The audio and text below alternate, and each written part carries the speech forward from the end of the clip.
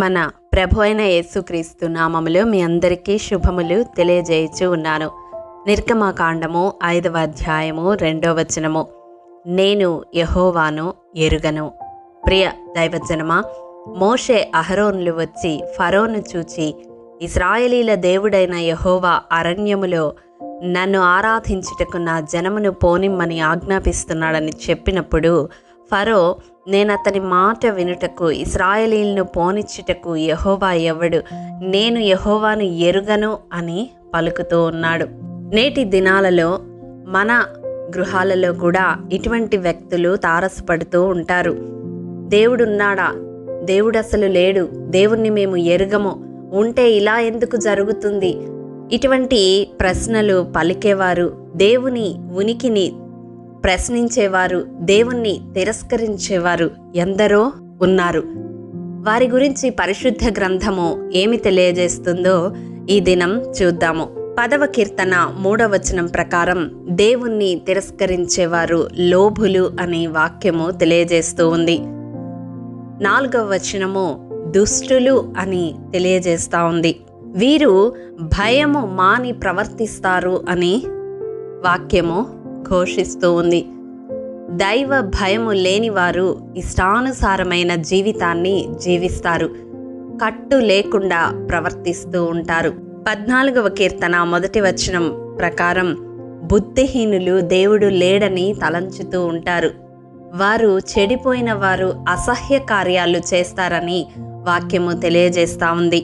మూడవదిగా యోబు గ్రంథము 21వ అధ్యాయం 15-16 వచనాల ప్రకారం భక్తిహీనులు దేవుడు లేడని, దేవుణ్ణి ఎరుగమని మాట్లాడుతూ ఉంటారు.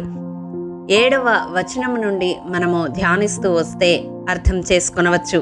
ఇటివారు ప్రార్థన చేస్తే ఏమి లాభం అని పలుకుతూ ఉంటారు. అవును, ఈ వాక్యము వింటున్న ప్రియ సహోదరుడా, సహోదరి, నీ జీవితంలో నీవు ఇటువంటి స్థితిని కలిగి ఉన్నావా? దేవుడు లేడు అని తిరస్కరిస్తూ ఉన్నావా? దేవుని ఉనికిని ప్రశ్నిస్తూ ఉన్నావా? దేవుణ్ణి ఎరుగను అని పలుకుతూ ఉన్నావా? అయితే నిశ్చయముగా నీవు బుద్ధిహీనుడవు, భక్తిహీనుడవు, దుష్ట సంబంధివి అని వాక్యము తెలియజేస్తా ఉంది. నీ జీవితాన్ని సరిచేసుకొని దైవ భయము కలిగి నీవు చేస్తున్న అసహ్య కార్యములను విడిచిపెట్టి ప్రార్థించే వారిని ప్రార్థనను తృణీకరించకుండా ప్రార్థనా పరునిగా మారి దేవుని సన్నిధిని ఆశ్రయించాలని ప్రభు పేరట మనవి చేస్తూ ఉన్నాను.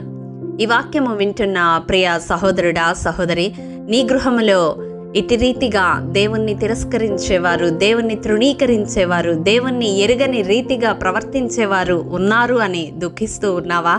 అయితే నీవు చింతించనవసరం లేదు.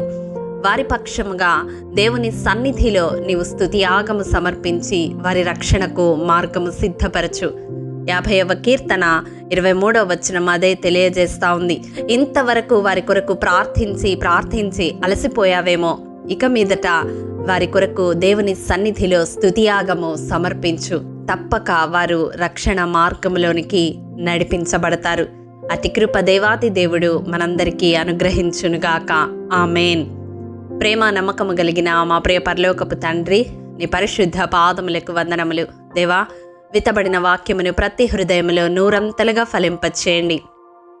ఎవరైతే ఈ వాక్యము విన్నవారిలో నిన్ను తృణీకరిస్తూ, నిన్ను నిర్లక్ష్యపరుస్తూ, నీ భయము లేకుండా జీవిస్తూ ఉన్నారో అట్టి ప్రతి ఒక్క హృదయాన్ని సంధించి నీ కృప ద్వారా నీ వైపు ఆకర్షించుకునమని బ్రతిమిలాడుకుంటూ ఉన్నాను.